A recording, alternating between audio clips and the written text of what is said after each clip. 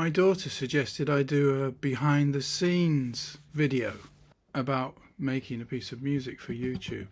So this is it. I'm going to make a cover version of the song Avalon by Roxy Music.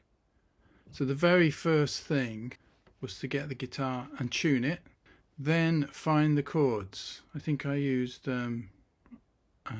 Ultimate Guitar. There's lots of places to find the chords, and then just play them through. Listen to the song probably on Spotify or on YouTube, and then play the chords to see, just to get the feel of it. So I played it in D.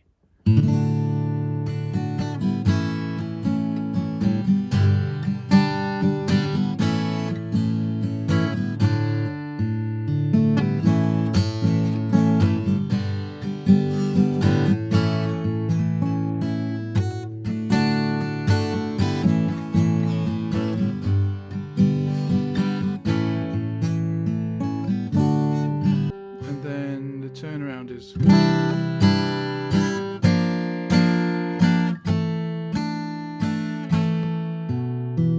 so I'm not intending to sing this. I'm going to make this a tune with electric guitar playing the vocal parts, maybe overdriven, not quite sure yet, and probably not with acoustic guitar, not much acoustic guitar in it anyway. I think I'm going to want to use a synthesizer. But the first thing is the drum beat. For me, it's nearly always the first thing is to find a drum beat which works. Even if I take the drum beat away and replace it with something else, I need one first.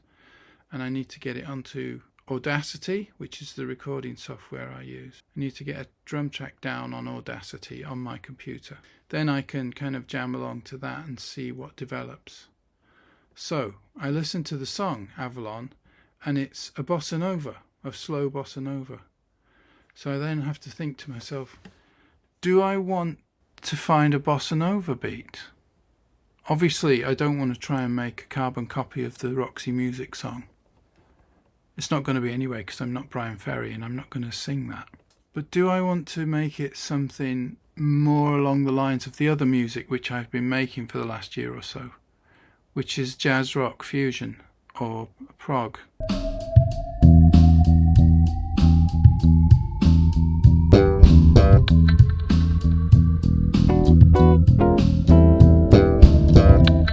Maybe I do want to make it more jazzy than the original. So that's something I need to think about. So at this point I'll stop messing with the guitar and look for a drum beat, look for several drum beats of the right sort of tempo, and then give it some thought, have a coffee, have lunch, and come back. I listened again to the original song, and it's not a bossa nova, it's a samba. But whatever, I don't want to have a Latin rhythm. I've decided on that. And I'm going to have a jazz drum beat of some kind. Now, I don't know what you want to do. I don't play the drums myself. I'll play percussion, but not actually a drum kit. I can, but I don't have one. So I've started using a guy called Jim Dooley out of Chicago, who you can subscribe a certain amount per month and you get downloads, MP3s in the case that in the option that I've chosen, which I can use as the basis of my tracks, and there's no worry about copyright and stuff because I've paid for them. So yeah, I've come down to 4 possibles. One is an Afrobeat jazz beat which goes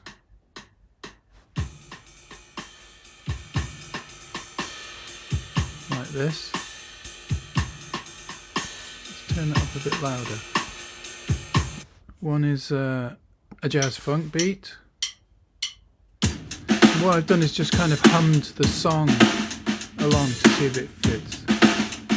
La la la la la la la la la la. That works. If I want it funky, that is. And then there's kind of straight jazz.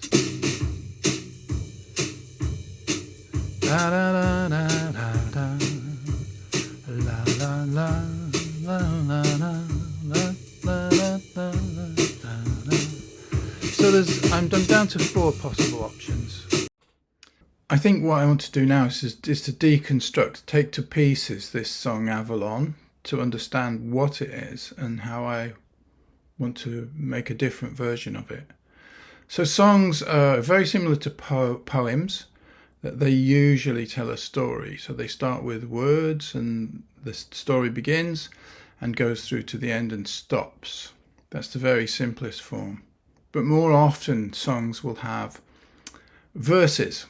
First bit of the story is verse 1. Second bit of story, verse 2. More often they will have a chorus or a refrain, which happens between the verses, maybe between every single verse or maybe just sometimes. But the chorus is a phrase that's repeated.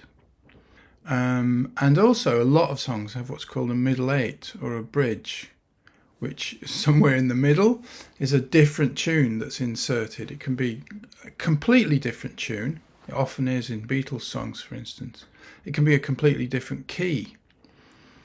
In the case of Avalon, we've got about 3 or 4 verses, and we have a sort of a chorus, which consists of the more unusual chords going la la la la la la la la la la Avalon.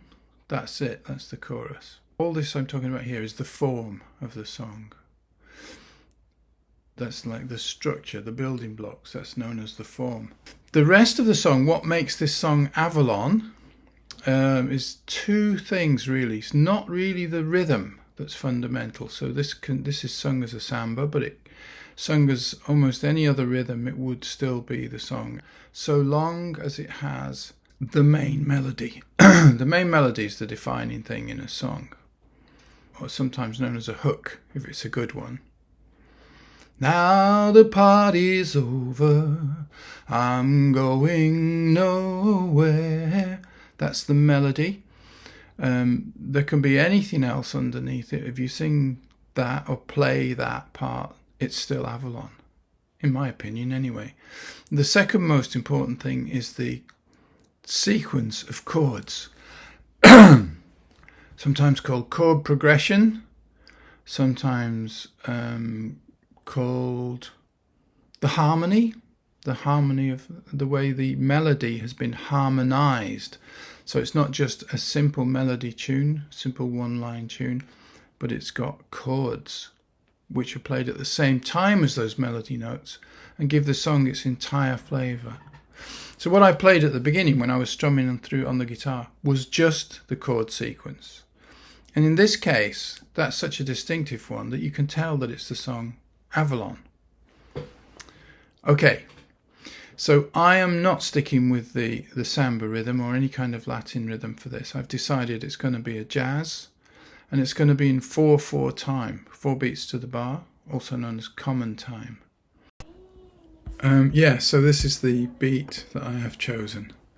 I'm going to go with this one.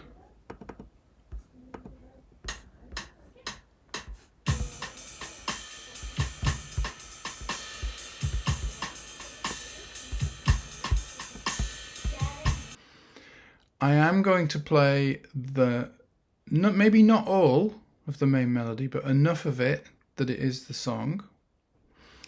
And I'm going to have some of the chorus parts, because the chorus parts, in terms of the chords played, are the most interesting thing about this song. The next bit I'll talk about is the chord structure. This song is in the key of D major, in the way that I play it, at least.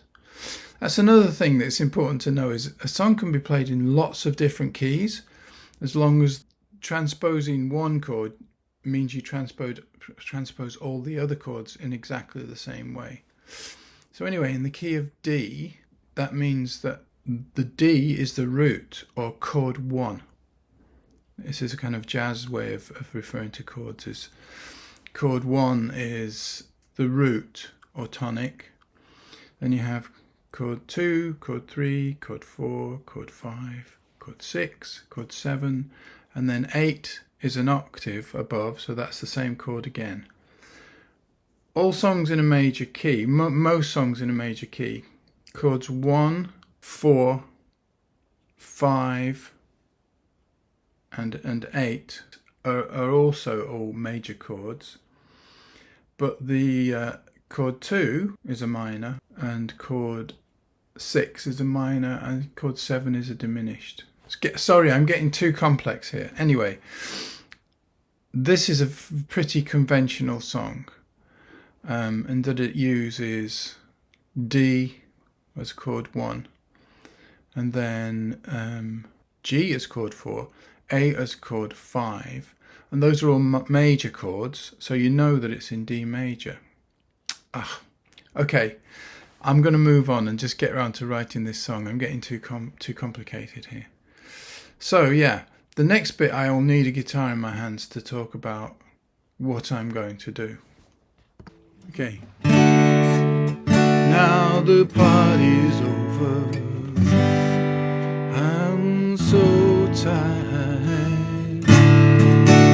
Then I see you coming out of nowhere.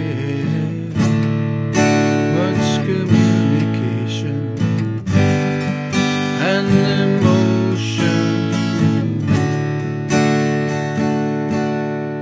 without conversation or a notion. So very, very straightforward, what you might call cowboy chords, open chords down here. But then we come to the chorus and we have slightly unusual C add 9, which is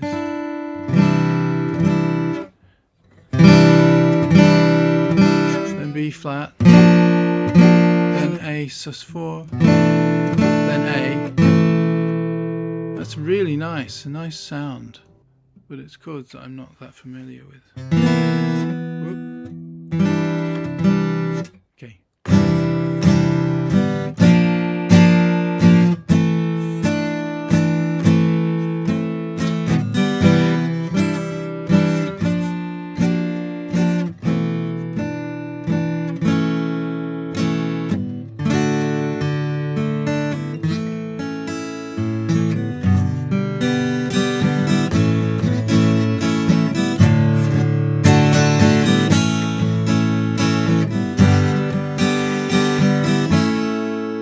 Okay, so chord 1,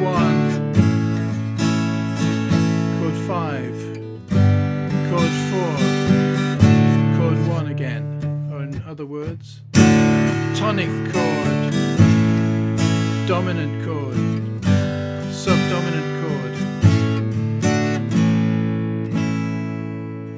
dominant chord. Now the C add 9 in the chorus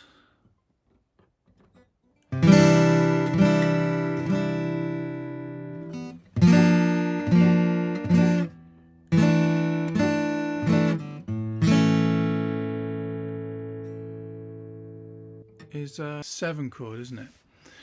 Chord 7 with an added 9. C is a 7 chord of D. B flat is a 6, but it's not a minor. Dominant chord suspended, dominant chord. So I'm probably going to put down the track just like that, acoustic guitar chords, to have the sound of the song. I may not leave them in to the final cut. What I will be leaving in though is the bass guitar line. Now the bass guitar could just pick out the root note of each one of these chords, and so it will be D, C, A, G, A, and then the chorus would just be C, B flat, A, C, B flat, A, E, that will be a bit boring, but it's a start, and it will define the root notes of every chord if I play that on the bass on top of the drum track. But what I'm probably going to do is use a fretless bass, this one, because there's something about this song that feels to me like it should have sliding notes. And there's various things you can do with a bass line. I mean, you could, since it's jazz, we could use walking bass and go something like.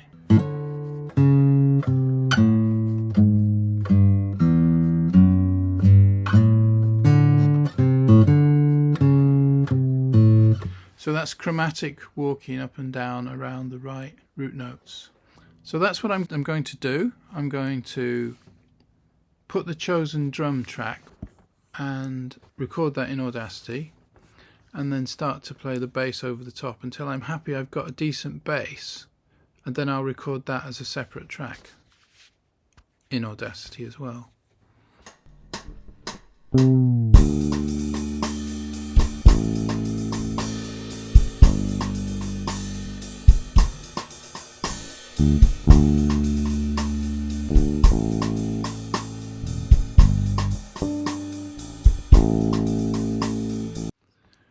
Probably I'll play then the acoustic guitar chords of the whole song. Then I'll take stock of what I want to do. I could learn note by note the main hook melody and play that on slightly overdriven electric guitar, or even just clean. I'm probably going to want to add some effects though, echo, reverb maybe, and I may even put in a vocal just for myself to hear where the song is at when I'm jamming over the top of it. And then I want to be thinking about improvisation. At least for one of the verses, I should have an improvised guitar piece which doesn't just play the written melody, but does some inventive, creative guitar playing. That's my approach to these things anyway. So I'm going to stop talking now and do a bit of what I'm talking about and then play that back to you.